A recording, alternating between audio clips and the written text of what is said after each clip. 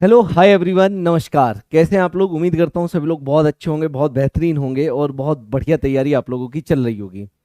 दोस्तों, compound interest आप लोगों का एक टॉपिक रह गया था। मैंने सोचा कि ये टॉपिक बहुत अच्छा है, मैं पूरा रिकॉर्डेड फॉर्म में आप लोगों को ये टॉपिक को दूंगा और इसे पढ़ने के बाद बहुत मजा आने वाला है। कंपाउंड इंटरेस्ट आपकी उंगलियों पे होगा। चक्रवृद्धि ब्याज बहुत लोगों को इससे डर लगता है, डरने की जरूरत नहीं है। अभी हम इसे फोड़ फाड़ के बराबर कर देंगे। दोस्तों, जितने भी प्यारे प्यारे साथी अभी ये लेक्चर देख रहे हैं, फटाफट से सेशन को लाइक कर दें और शेयर जरूर कर दें। ठीक, क्योंकि इस सेशन में बहुत मजा आने वाला है। सिंपल इंटरेस्ट हम लोग कर चुके थे, उससे पहले परसेंटेज पढ़ा, रेशियो एंड प्रोपोर्शन पढ़ा।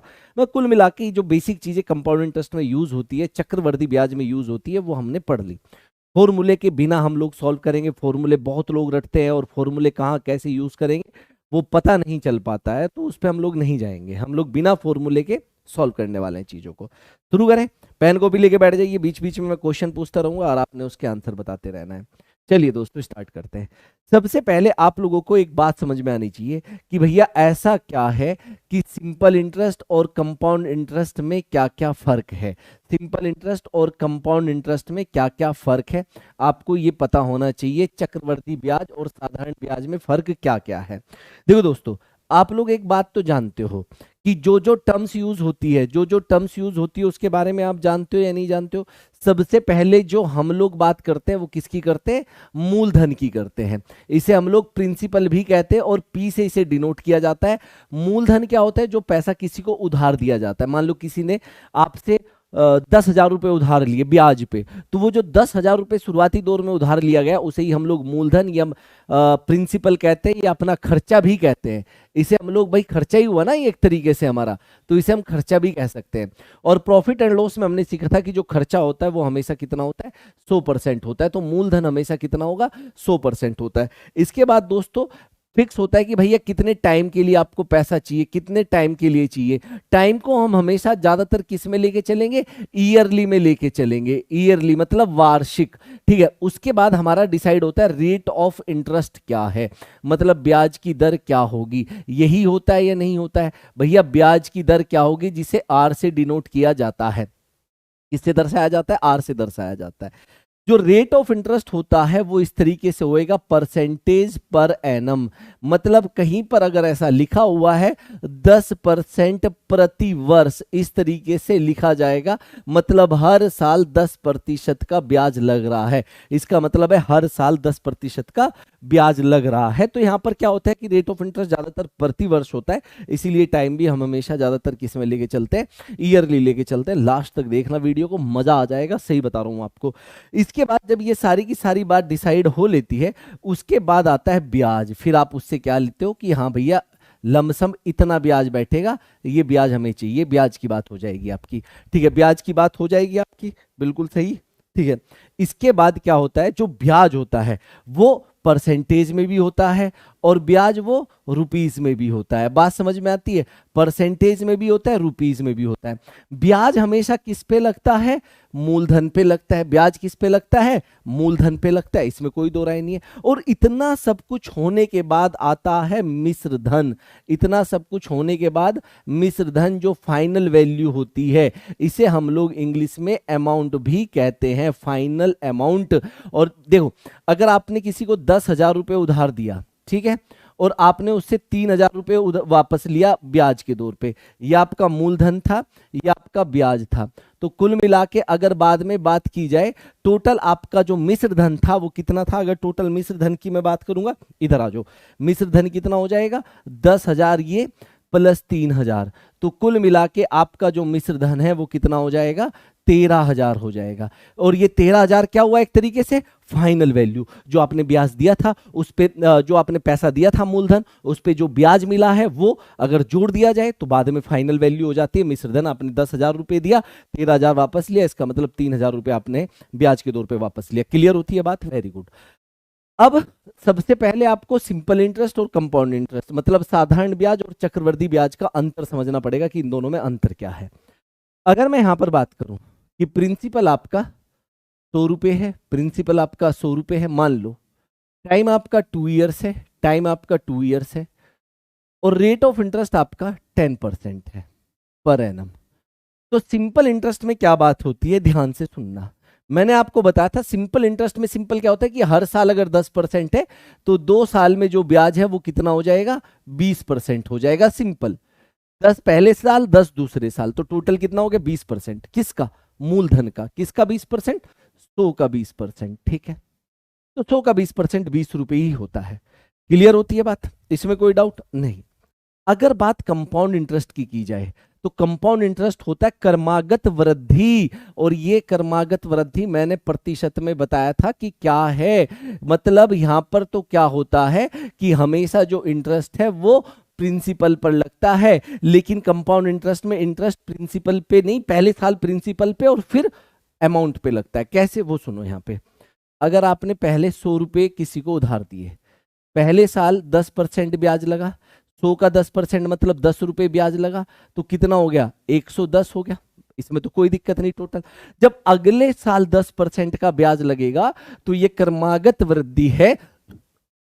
सॉरी, 110 का 10% लगेगा, और 110 का 10% कितना होता है, 11। तो कुल मिला के आपका अमाउंट कितना हो जाएगा, 121। जो पैसा आपने प्रिंसिपल 100 रुपए उधार दिया था मूलधन, तो मिश्र धन आपका कितना हो गया, 121। तो कुल मिला के जो ब्याज लगा है आपका वो 21 रुपए लगा है, और अगर परसेंटेज में बात करूंगा तो वो 21% लगा है। अब देखो इतना बदलाव आता है। सिंपल इंटरेस्ट में 20% लगा था, कंपाउंड इंटरेस्ट में 21% लगा है। तो कंपाउंड इंटरेस्ट हमेशा ज्यादा होता है अगर 1 साल से ऊपर का टाइम है। कंपाउंड इंटरेस्ट हमेशा ज्यादा होता है सिंपल इंटरेस्ट से। चक्रवर्ती ब्याज हमेशा ज्यादा होता है साधारण ब्याज से। इसमें तो कोई दिक्कत नहीं है। ये सारी की सारी चीजें क्लियर हुई या नहीं हुई, बताओ, बोलो फटाफट से।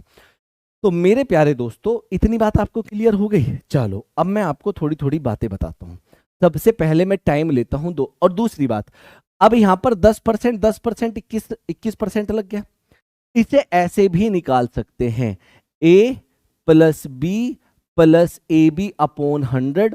अगर आपको याद हो तो क्रमागत वृद्धि के लिए मैंने ये चीज यूज की थी। अगर आपके पास टाइम 2 साल है, अगर आपके पास टाइम 2 साल है तो कितना चक्रवृद्धि ब्याज लगेगा वो सीधा ये बता देगा।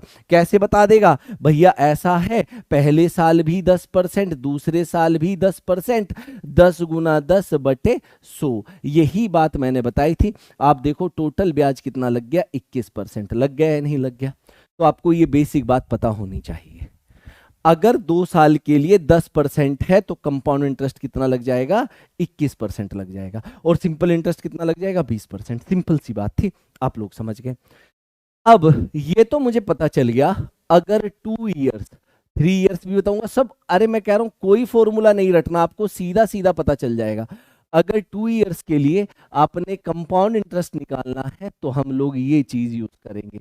बात समझ में आती है, नहीं आती है, बिल्कुल अच्छे से समझ में आती है। ठीक है, परसेंटेज में आंसर आएगा। इसके बाद एक बात सुनो, 2 ईयर्स टाइम है, यहां पर मैं लिखता हूं रेट ऑफ इंटरेस्ट, यहां पर मैं लिखता हूं सिंपल इंटरेस्ट, और यहां पर मैं लिखता हूं कंपाउंड इंटरेस्ट। साधारण ब्याज, चक्रवृद्धि ब्याज और ब्याज की दर। ठीक है, ये मत कहना कि हिंदी में बताओ, ये ब्याज की दर है, ये साधारण ब्याज है, ये चक्रवृद्धि ब्याज है। अगर रेट ऑफ इंटरेस्ट 10% था, 2 साल फिक्स है, अभी 2 साल फिक्स है, तो सिंपल इंटरेस्ट कितना था 2 साल के लिए, 20%, और कंपाउंड इंटरेस्ट कितना था, 21%। आपको पता होना चाहिए। ठीक है, अगर आपका 9% है रेट ऑफ इंटरेस्ट तो सिंपल इंटरेस्ट कितना हो जाएगा, 18%, और कंपाउंड कितना हो जाएगा, 9 प्लस 9 प्लस 9 गुना 9 बटे 100। तो यहां पर आपका आ जाएगा 18.81%। इस बात का ध्यान रखना, उंगलियों पे होनी चाहिए ये बात। कैसे, सुनो, ये तो 9 प्लस 9 हो गया सिंपल, लेकिन ये क्या होता है 9 प्लस 9 यहाँ पे, और यहाँ क्या हो जाएगा 9 गुना 9, 9 प्लस 9 18, 9 गुना 9 81। तो बाद में मल्टीप्लाई और पहले प्लस, जैसे यहाँ पे देखो 9 प्लस 9, 9 गुना 9। अगर 8 होता, अब आपको रटने की जरूरत नहीं, आपकी उंगलियों पे होगा। साधारण ब्याज कितना हो जाएगा 2 साल के लिए, 16%, और चक्रवृद्धि ब्याज कितना हो जाएगा आपके लिए, 16.64। भैया 8 प्लस 8, 8 गुना 8, ये काम आएगा। बहुत इंपॉर्टेंट टेबल है, अभी आप देख लेना। बिना फॉर्मूले के आप क्वेश्चन को ऐसे उड़ा दोगे, ऐसे उड़ा दोगे। यहां पर देखो, अगर रेट ऑफ इंटरेस्ट 7% है तो क्या हो जाएगा 14%, तो ये हो जाएगा, और ये कितना हो जाएगा 14.49%। बात समझ में आ गई। कुछ रटने की जरूरत पड़ी नहीं। अगर रेट ऑफ इंटरेस्ट 6% है तो 2 साल के लिए साधारण पर ब्याज कितना हो जाएगा 12% और चक्रवृद्धि ब्याज 12.36। अब ये मैं क्यों करा रहा हूं अभी आपको पता चल जाएगा, ये बहुत इंपॉर्टेंट है। और ऐसे आप कोई भी टेबल बना सकते हो, ऐसे आप कोई भी टेबल बना सकते हो। अब मैं आपसे एक क्वेश्चन पूछता हूं, क्वेश्चन ये है, ध्यान से देखो। अगर आपने किसी को पैसा उधार दिया, मान लो 5,600 रुपये, रेट ऑफ इंटरेस्ट ध्यान से देखना 20% था, रेट ऑफ इंटरेस्ट 20%, टाइम आपका 2 इयर्स है, टाइम आपका 2 इयर्स है। और मैं आपसे कहता हूं कि साधारण ब्याज और चक्रवृद्धि ब्याज का अनुपात बताइए, साधारण ब्याज और चक्रवृद्धि ब्याज का अनुपात बताइए। तो आप लोग क्या बताएंगे, फटाफट से बता दो मेरे को। कितना सिंपल है, सुनो ध्यान से। अगर आप इसे सॉल्व करने लगते फॉर्मूले के थ्रू, जो फॉर्मूले आप लोग क्या लगाते कि भैया ऐसा है, एस आई बराबर P into T into R upon 100, और फिर अगर मैं आपको कंपाउंड इंटरेस्ट का फॉर्मूला कहता तो ये तो और भी खतरनाक था, ये तो और भी खतरनाक था, है ना। ये अगर आपने देखा हो तो ये होता है भैया कंपाउंड इंटरेस्ट का फॉर्मूला। तो क्या हम यहाँ फॉर्मूला लगाएंगे? अगर फॉर्मूला लगाएंगे तो पेपर में कुछ भी नहीं कर पाएंगे, सिर्फ फॉर्मूले ही करता रह जाएंगे, इसके अलावा कुछ नहीं कर पाएंगे। अब यहां पर सुनो, देखो होता क्या है, मेरी बात सुनो। टाइम 2 साल है। अब एक बार बताओ, साधारण ब्याज कितना हो जाएगा? 40% भैया, 40%, 20+20। कंपाउंड इंटरेस्ट कितना हो जाएगा? 44%। आप कहोगे सर कैसे? ए प्लस बी प्लस ए, ये सब परसेंटेज में सिखाया हुआ है, एक एक बात बताई हुई है। तो आप देखो 44% हो जाएगा। ये 40% किसका होगा? प्रिंसिपल का। भाई 5600 का ही तो, इसी का तो 40% ब्याज लगेगा। और ये किसका लगेगा? ये भी 5600 का। अब जब मैं अनुपात लिखूंगा, अनुपात का मतलब फ्रैक्शन ही होता है या नहीं होता है? तो देखो ये तो कट गया सीधा सीधा, ऑफ से ऑफ कट गया, परसेंटेज से परसेंटेज, 4 से काटेंगे 10 और 4 से काटेंगे 11, तो अनुपात कितना आ जाएगा? 10:11। बोलो हाँ या ना, बोलो हाँ या ना। ये तो बहुत सिंपल सी कहानी हो गई, इसमें तो कुछ भी नहीं करना पड़ा, सीधा सीधा आंसर आ गया आपका। बताओ, है कि नहीं? तो इसीलिए मैं कह रहा हूं कि भैया यही चीज आपको बहुत ज्यादा काम आएगी, फटाफट आपके आंसर आएंगे। बस क्लास को एंड तक देखते चलो और लाइक और शेयर भी करते चलो, ठीक है? क्लियर करेंगे ना? चलो, अब मैं आपसे एक और क्वेश्चन पूछता हूं, अब देखते कितने लोग इसका आंसर देंगे। बहुत प्यारा क्वेश्चन है कि अगर प्रिंसिपल मतलब मूलधन आपका 16,800 रुपये है, ठीक है, rate of interest 8% per annum है, टाइम 2 इयर्स। कईयों के दिमाग में आ रहा होगा अगर सर टाइम 3 इयर्स होगा तो क्या होगा? मैं बताऊंगा, सब बताऊंगा, आप टेंशन ना लो, मैं सब बताऊंगा। तो बताइए साधारण ब्याज और चक्रवृद्धि ब्याज का अनुपात क्या होगा? मैं सब बताऊंगा, आप टेंशन ना लो, ठीक है? एक एक चीज आज आपकी उंगलियों पे होगी, बस आप पढ़ते हुए चलो इस चीज को। तो बताओ जी क्या हो जाएगा? तो अब मैंने देखा कि यार प्रिंसिपल तो कट जाता है, जैसे यहाँ पे प्रिंसिपल से प्रिंसिपल तो कट गया, इसकी तो जरूरत ही नहीं है। तो जरूरत किसकी है? सिंपल, ध्यान से देखो, जरूरत इसकी है ही नहीं। जरूरत इसकी है कि जो सिंपल इंटरेस्ट है वो कितना परसेंट हो जाएगा। ध्यान से देखो, 2 साल में 16% हो जाएगा। किसका? इसका, इसकी कोई जरूरत नहीं है अभी क्योंकि कटेगा। और कंपाउंड इंटरेस्ट कितना हो जाएगा? 16.64% हो जाएगा। बोलो हाँ या ना। जब बात अनुपात की करेंगे तो परसेंटेज से परसेंटेज कट जाएगा, तो कितना बचेगा? 16/16.64। अब यहां से पॉइंट हटाएंगे, ऊपर 2 जीरो बढ़ जाएगी। जब हम इसे 16 से काटेंगे तो कितना आ जाएगा? 100/104। क्लियर होती है बात? और अगर मैं इसे 4 से काटूंगा तो कितना आ जाएगा? 25/26। तो दोस्तों अनुपात कितना जल्दी आ गया हमारा, और यही अनुपात आपका क्वेश्चन सॉल्व कराएगा। देखना, यही अनुपात आपका क्वेश्चन सॉल्व कराएगा, ठीक है? कैसा क्वेश्चन सॉल्व कराएगा उसकी भी बात बताऊंगा मैं आपको, सब बताने वाला हूँ। ये क्लियर है आपको? समझ में आ रही है बात? ये सारा परसेंटेज है, कोई फॉर्मूला लगा नहीं लगा। लेकिन अब अगर आप चाहते हो कि सर कुछ ऐसा भी बता दो, डायरेक्ट ही बता दो, बस मजा ही आ जाए, ठीक है, और भी कुछ ना करना पड़े। तो अगर आपके पास 2 साल है, अगर आपके पास टाइम 2 इयर्स है, ध्यान से देखना, टाइम 2 इयर्स है, और आपको ब्याज की दर गिवन है, रेट ऑफ इंटरेस्ट पता है, ब्याज की दर गिवन है, रेट ऑफ इंटरेस्ट आपको पता है, रेट ऑफ इंटरेस्ट आपको गिवन है, ठीक है? ये भी गिवन है, टाइम 2 इयर्स फिक्स, ये फिक्स है। 3 साल पे चलूंगा, पहले 2 साल की कहानी तो पूरी कर लूं। मुझे पता है कई लोग मन मन में सोच रहे होंगे 3 साल कर तो बता दो गुरुजी, ठीक है बताएंगे। और रेट ऑफ इंटरेस्ट अगर आपका गिवन है, ये भी गिवन है, तो दोस्तों जो एसआई और सीआई का अनुपात होता है ना, वो सीधा सीधा पता क्या होता है, ध्यान से सुनना। यहां पर लिख दो 200 और यहां पर 200 प्लस आर।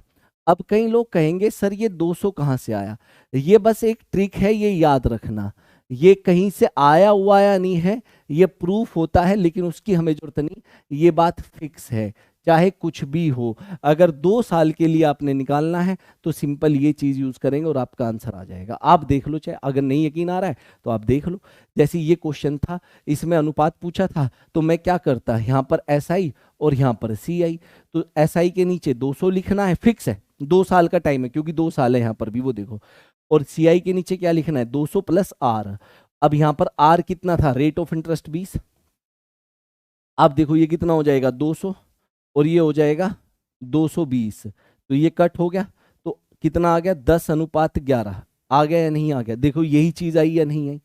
तो इसीलिए मैं कह रहा हूं बस समझते चलो, कुछ भी घबराने की जरूरत नहीं। जैसे यहाँ पर 25 और 26 आया था ना, अगर मेरे से ये क्वेश्चन पूछता तो मैं एसआई और सीआई ऐसे कर देता। एसआई के नीचे लिखता 200 और इसके नीचे लिखता 200 प्लस आर, मतलब 208। यही तो है ना भाई, 208। अगर मैं काटता 8 से तो कितना हो जाएगा, ये 25 और ये हो जाएगा 26।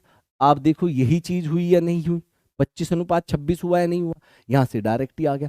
तो ये चीज फिक्स है भाई, ये चीज क्या है, फिक्स है। अब कहोगे सर यूज कहाँ होगा, एक क्वेश्चन करते हैं तब पता चलेगा कि हाँ किस तरह का क्वेश्चन आपसे पूछ सकता है। बहुत इंपॉर्टेंट क्वेश्चन है, और देखना क्या आप इसे कितना जल्दी बना पाते हो, वो भी चीज देखेंगे। ध्यान से देखो क्वेश्चन क्या है।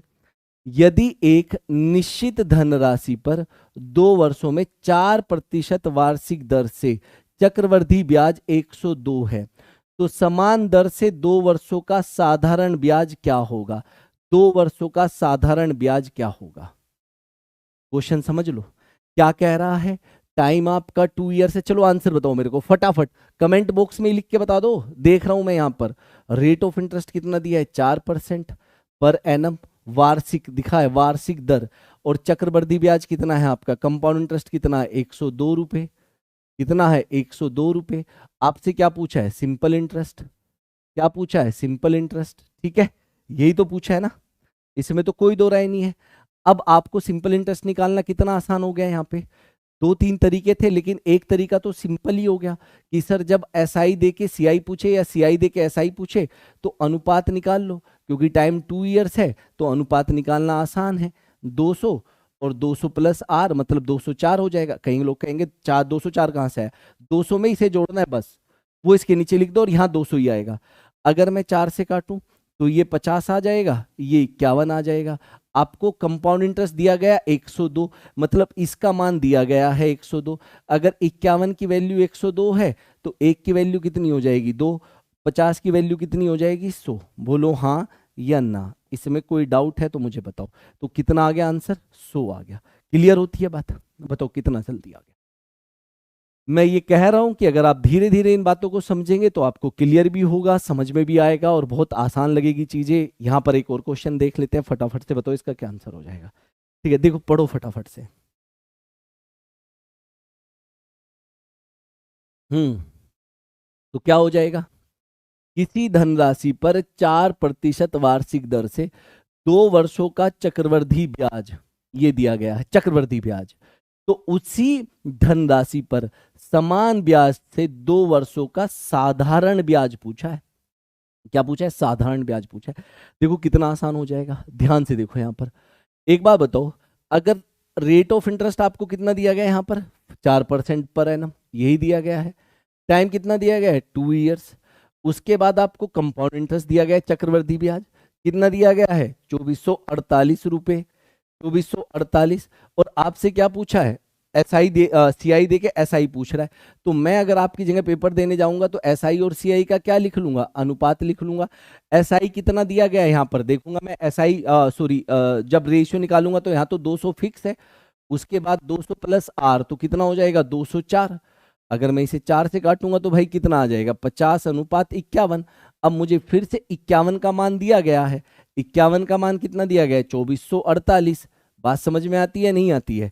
तो अगर मैं मल्टीप्लाई करूंगा तो किसके साथ आएगा ये मल्टीप्लाई होके, अगर 2448 की अगर यहाँ पर बात की जाए, 51 की वैल्यू दी गई है 2448, तो एक पार्ट की वैल्यू कितनी हो जाएगी भाई, फटाफट से बताओ मुझे, एक पार्ट की वैल्यू कितनी दिख रही है यहाँ पे?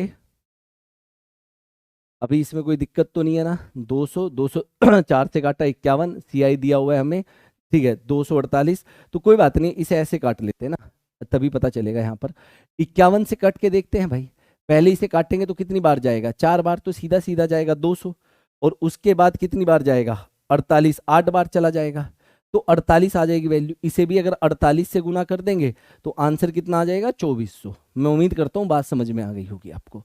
ठीक है भाई, एक बात सुनो, 51 पार्ट की वैल्यू ये दी गई है, तो एक पार्ट की वैल्यू 48 आ जाएगी, तो 50 पार्ट की वैल्यू कितनी आ जाएगी, 2400 आ जाएगी, खत्म। अरे बहुत सिंपल क्वेश्चन है। अब इसका आंसर बहुत इजी, देखो तीसरा क्वेश्चन लगातार ऐसे ही करा रहा हूं आपको। निश्चित धनराशि पर 2 वर्षों के लिए 5% वार्षिक दर से चक्रवृद्धि ब्याज 328 रुपए है। इसी धनराशि पर समान दर से समान अवधि के लिए साधारण ब्याज कितना होगा? अब ये क्वेश्चन आपको बताना है कि भैया चक्रवृद्धि ब्याज दिया है और साधारण ब्याज पूछा है, तो अगर मैं सीधा अनुपात से करूं, अब कब कब अनुपात से करना है, जब जब आपको एसआई देकर सीआई पूछा जाए। टाइम 2 साल फिक्स होना चाहिए यहाँ पर, क्योंकि ये 2 साल के लिए, मैं बार बार कह रहा हूं, कहीं अगर 3 साल आ गया और आप फिर इसे ऐसे ही करने लगे तो गलत कर देंगे। ये सिर्फ और सिर्फ कितने साल के लिए, 2 साल के लिए। उसके बाद बात आती है, ध्यान ध्यान से देखो यहाँ पर 200 200 प्लस आर हो गया, यहाँ पर आर कितना दिया गया है, आर दिया गया है 5, तो ये हो जाएगा 205। ठीक है, अब ये कट हो गया यहाँ पर, अनुपात कितना आ गया, 40:41, 40:41। अब ये 41 की वैल्यू आपको 328 दी गई है, क्लियर? अब अगर मैं यहां पर काटूं, एक पार्ट की वैल्यू 8 हो जाएगी, तो 40 पार्ट की वैल्यू कितनी हो जाएगी, 320। 40 पार्ट की वैल्यू कितनी हो जाएगी, 320, क्लियर? अब बताओ समझ में आ रहा है या मजा आ रहा है कि नहीं आ रहा है? यही था चक्रवृद्धि ब्याज, इसी से डर लगता था आपको, डरने की तो जरूरत ही नहीं है, इसमें है ही कुछ नहीं। अब हम लोग देखो, ये तो कॉन्सेप्ट क्लियर हो गया। अब हम लोग चलते हैं नेक्स्ट टाइप, एक एक टाइप को पकड़ेंगे और सॉल्व करेंगे, टेंशन नहीं लेनी बिल्कुल भी, मैं सारे टाइप आपको कराऊंगा। और जो ये नेक्स्ट टाइप हम लोग कर रहे हैं, ये वाकई में बहुत ज़्यादा इंपॉर्टेंट है और बहुत ही मज़ेदार टाइप है, ध्यान से सुनना, ध्यान से। आ जाओ इधर, फिर 3-3 साल 4-4 साल सब पे आ जाएंगे, आ जाओ, बस धीरे धीरे समझते चलो। नेक्स्ट टाइप क्या है? अभी तक तो क्या था कि अगर आपको एसआई दिया जाए तो सीआई पूछ लेगा, है ना, एक चीज दे के दूसरी चीज पूछ ले। अगर सीआई दिया गया है तो आपसे एसआई पूछ लेगा, ठीक है, ये सब था। लेकिन अब आपसे अगर इन दोनों का अंतर दिया जाए, एसआई और सीआई का क्या दे दिया जाए, अंतर दे दिया जाए, तब कैसे क्वेश्चन करेंगे, अंतर दे दिया जाए, ठीक है। अब देखो होता क्या है, एक बात बताओ, अगर टाइम हमारे पास, अभी भी मैं 2 साल लेके चलूंगा, क्योंकि पहले मैं 2 साल का क्लियर कराऊंगा फिर 3 साल का, ठीक है। और रेट ऑफ इंटरेस्ट 10% है, रेट ऑफ इंटरेस्ट 10% है। अगर मैं आपसे पूछूं कि CI minus SI in percentage क्या होगा, CI minus SI in percentage प्रतिशत में क्या होगा, तो आप लोग क्या कहेंगे, प्रतिशत में क्या होगा भाई? इधर सुनो ध्यान से, अगर ये टाइम 2 साल है, 10% रेट ऑफ इंटरेस्ट है, तो सीआई कितना हो जाएगा, 21% हम जानते हैं। एसआई कितना हो जाएगा, 20%, ये भी हम लोग जानते हैं। तो कितना हो जाएगा, 1% आंसर। पहली बात तो सिंपल सी बात ये, आपको परसेंटेज का पता होना चाहिए, और 1% किसका, मूलधन का, क्योंकि यहां पर हमेशा ब्याज मूलधन पे लगता है, इसमें तो कोई दिक्कत नहीं है। इसी प्रकार अगर मैं आपको कहूं कि रेट ऑफ इंटरेस्ट 5% है, अब बताओ अंतर कितना हो जाएगा भैया? अगर रेट ऑफ इंटरेस्ट 5% है तो सिंपल इंटरेस्ट कितना हो जाएगा 2 साल के लिए, 10%। कंपाउंड इंटरेस्ट क्या हो जाएगा 2 साल के लिए, 5 + 5 और 5 × 5, ये ही हो जाएगा, नहीं हो जाएगा? इन दोनों का अंतर कितना दिख रहा है, 0.25%। बताओ, ये अंतर वाले क्वेश्चन आते हैं और अंतर वाले क्वेश्चन भी इसी से सॉल्व हो जाते हैं, कुछ भी करने की जरूरत नहीं होती, आप क्वेश्चन को ध्यान से पढ़ेंगे फिर हम इसे सॉल्व कर लेते हैं, ठीक है। आ जाओ इधर, किसी धनराशि पर 4% वार्षिक दर से 2 वर्षों का साधारण ब्याज तथा चक्रवृद्धि ब्याज का अंतर 8 रुपए है, तो धनराशि ज्ञात करो। आपको क्वेश्चन पढ़ते हुए ठीक है नजरें एकदम बोर्ड की तरफ होनी चाहिए। ये आपको दिया हुआ है रेट ऑफ इंटरेस्ट, टाइम आपको दिया गया है 2 इयर्स। दिया गया है या नहीं दिया गया है? बिल्कुल दिया गया है। इसके बाद आप इधर सुनो, ध्यान से सुनना है यहाँ पर। अगर मैं बात करूं एसआई की, तो मैं जानता हूं एसआई हो जाएगा 8%। अगर मैं बात करूं सीआई की, मैं जानता हूं सीआई हो जाएगा 8.16। 4 + 4 4 × 4। इन दोनों का अंतर हम देखें तो 0.16% आता है इन दोनों का अंतर, जिसका मान मुझे 8 रुपए दिया गया है। अगर मैं यहां से ये दशमलव हटा लूंगा 2 जीरो बढ़ जाएगी, 16 से काटेंगे 50 बार जाएगा, मतलब 1% की वैल्यू कितनी आ गई? 50 रुपए। लेकिन मुझे प्रिंसिपल निकालना है जो कि 100% होता है। 100% की वैल्यू आ जाएगी कितनी? 5,000 रुपए। बताइए समझ में आती है बात या नहीं? 100% की वैल्यू क्यों निकाली? क्योंकि वह राशि धनराशि कितनी होगी? 100% होगी। बताओ इस तरीके से ही करेंगे या नहीं करेंगे? कुछ भी तो रटने वाली बात है ही नहीं ना, कुछ है, सिंपल परसेंटेज है, अनुपात है, बस खत्म। क्लियर? अब अगर इसी प्रकार से देखो दोस्तों, इसमें तो कोई डाउट नहीं है। अगर आपको, अब मैं आगे बढ़ता हूं, ठीक है, ध्यान से सुनो। इसके लिए अगर आपने फॉर्मूला, अंतर के लिए अगर आपने फॉर्मूला यूज करना था तो वो भी समझ लो, ठीक है। अंतर के लिए फॉर्मूला, अगर आपको टाइम कितना दिया जाए? 2 इयर्स दिया जाए, तो अंतर के लिए आप क्या फॉर्मूला यूज कर सकते हो? मूलधन बराबर, मतलब प्रिंसिपल बराबर, डिफरेंस मतलब अंतर, गुना 100। ये क्वेश्चन आ जाता है भाई, इसलिए लिखवा रहा हूं, गुना 100 बटे आर गुना आर। ये बात आप समझ लेना, ठीक है। आर गुना आर इतना सिंपल है कि एकदम आपको याद हो जाएगा। प्रिंसिपल बराबर डिफरेंस गुना 100 बटे आर गुना आर। आर क्या? रेट ऑफ इंटरेस्ट, डिफरेंस अंतर, प्रिंसिपल। अगर मान लो ये चीज मैं यहां पर लगाने लगता तो प्रिंसिपल बराबर डिफरेंस, प्रिंसिपल बराबर डिफरेंस, ठीक है। डिफरेंस कितना है? 8 गुना 100 अपॉन आर गुना आर। अब आर क्या है? 4। तो रेट ऑफ इंटरेस्ट कितना हो गया? 4। 4 गुना 4, तो ये कट हो गया 25, ठीक है। और यहां पर ये कट हो गया 25। क्लियर होती है बात? 25 अगर यहां पर देखें तो कितना हो जाएगा? 25 गुना 25 625, या आप ऐसे देख लो 8 गुना 25 कितना हो जाएगा? 200। 200 गुना 25 करेंगे तो 5,000। बात समझ में आती है? यहां से भी आंसर आपका कितना आ रहा है? 5,000 आ रहा है। इसमें तो कोई दिक्कत नहीं, कोई दो राय नहीं, सब कुछ क्लियर हो गया। कोई दिक्कत परेशानी है इसमें? बताओ मुझे। तो मुझे तो नहीं लगता कि कोई भी दिक्कत परेशानी है। चलिए आगे बढ़ते हैं नेक्स्ट की तरफ। तो अगर मैं अंतर की बात करूं तो आप अंतर वाला क्वेश्चन बहुत इजीली कर सकते हैं, बहुत ध्यान से, इसमें कोई ज्यादा बड़ी बात है नहीं। अब हम लोग आगे बढ़ते हैं और आगे क्वेश्चन को समझते हैं, ठीक है। चलिए इधर आइए अब, ठीक। हम्म अगर 2 साल के अंतर के क्वेश्चन आपके हो जाएंगे, जैसे ये क्वेश्चन है, इस पे भी देख लो, ये इंग्लिश में है लेकिन ज्यादा डरने वाली बात नहीं है। The difference between the simple interest and compound interest on a certain some of money at 5% rate of interest per annum for 2 years is ₹15, ठीक है। देन द सम इज, ठीक है। पहली बात सुनो, जो रेट ऑफ इंटरेस्ट है, ठीक है, वो 5% पर एनम है, 5% पर एनम है, इसमें कोई दो राय नहीं। इसके बाद जो टाइम है आपका वो 2 इयर्स है, ये भी बात फिक्स हो गई। इसके बाद अगर मैं डिफरेंस की बात करूं, तो वो कितना आ गया? 15 रुपए। डिफरेंस कितना आ गया? 15 रुपए। अब 2 तरीके हैं क्वेश्चन सॉल्व करने के। एक तो तरीका यही हुआ कि भैया एसआई कितना हो जाएगा, साधारण ब्याज कितना हो जाएगा? 10%। और कंपाउंड इंटरेस्ट कितना हो जाएगा अगर रेट ऑफ इंटरेस्ट 5% है? तो अभी बताया था थोड़ी देर पहले, आप टिके हैं, ठीक है, आपको पता है शुरू से अगर आप टिके हुए हैं तो। इन दोनों का अंतर कितना हो जाएगा बताइए? 0.25% हो जाएगा, जिसकी वैल्यू मुझे 15 रुपए दी गई है। अगर मैं यहां से ये दशमलव हटाऊंगा तो 2 जीरो बढ़ जाएगी, अगर मैं काटूंगा तो 60 हो जाएगा, 1% की वैल्यू 60 हो जाएगी। बताओ हाँ या ना? तो 100% की वैल्यू प्यारे दोस्तों कितनी हो जाएगी? 6,000। भैया इतना आसान तरीका बता दिया है, कोई दिक्कत ही नहीं है इसमें। क्वेश्चन अगर आएगा तो फोड़ फाड़ के आप बराबर कर देंगे। दूसरा जो मैंने अभी कॉन्सेप्ट, जो मेथड फॉर्मूले के थ्रू बताया कि प्रिंसिपल बराबर क्या हो जाएगा, डिफरेंस।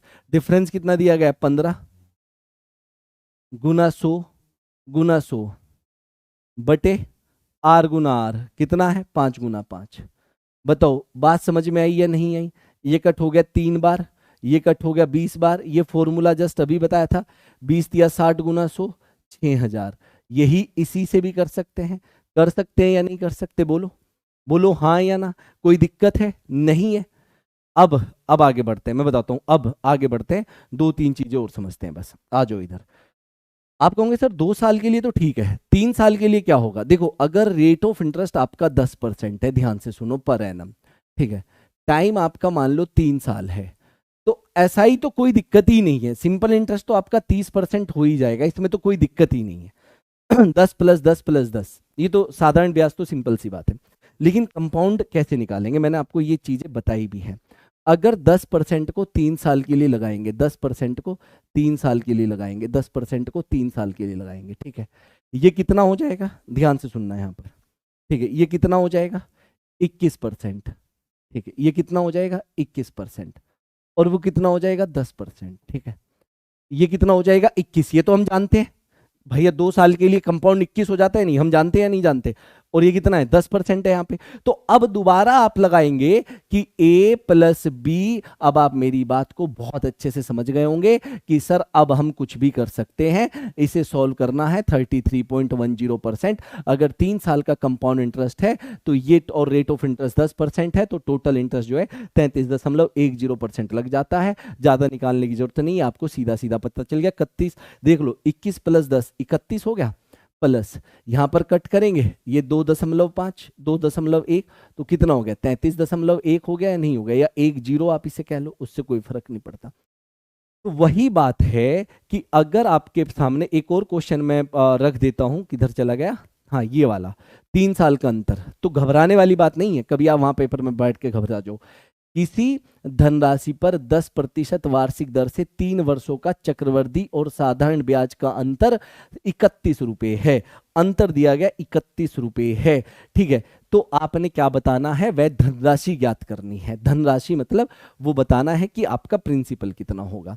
देखो दोस्तों, मुझे ये पता है कि रेट ऑफ इंटरेस्ट कितना दिया गया है, 10% प्रति वर्ष दिया गया है।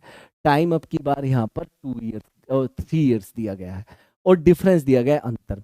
एक बात बताओ, अगर मैं यहाँ पर साधारण ब्याज की बात करूं तो साधारण ब्याज कितना हो जाएगा 30%, और अगर मैं चक्रवृद्धि ब्याज की बात करूं तो चक्रवृद्धि ब्याज जस्ट अभी बताया मैंने, ये हो जाएगा नहीं हो जाएगा। इन दोनों का अंतर कितना, अगर रेट ऑफ इंटरेस्ट 10% अभी बताया, इन दोनों का अंतर 3.10% है, जिसकी वैल्यू मुझे कितनी दी गई है 31 रुपए दी गई है। अगर मैं यहाँ से पॉइंट हटाऊंगा 2 जीरो बढ़ जाएगी, क्योंकि 2 अंक दिए गए हैं। अगर मैं यहाँ से 1% की वैल्यू निकालूंगा तो भैया कितना हल्का हो चुका है क्वेश्चन, एकदम हलवा हो चुका है। ये लो भैया, 10 आ जाएगा 1% की वैल्यू, तो 100% की वैल्यू कितनी आ जाएगी, 1000 आ जाएगी या नहीं आ जाएगी, 1000 आ जाएगी या नहीं आ जाएगी, ठीक है 1000 आ जाएगी। इसमें तो कोई डाउट नहीं है, कोई दिक्कत नहीं है, क्लियर है ना, इसमें कोई परेशानी है या नहीं है।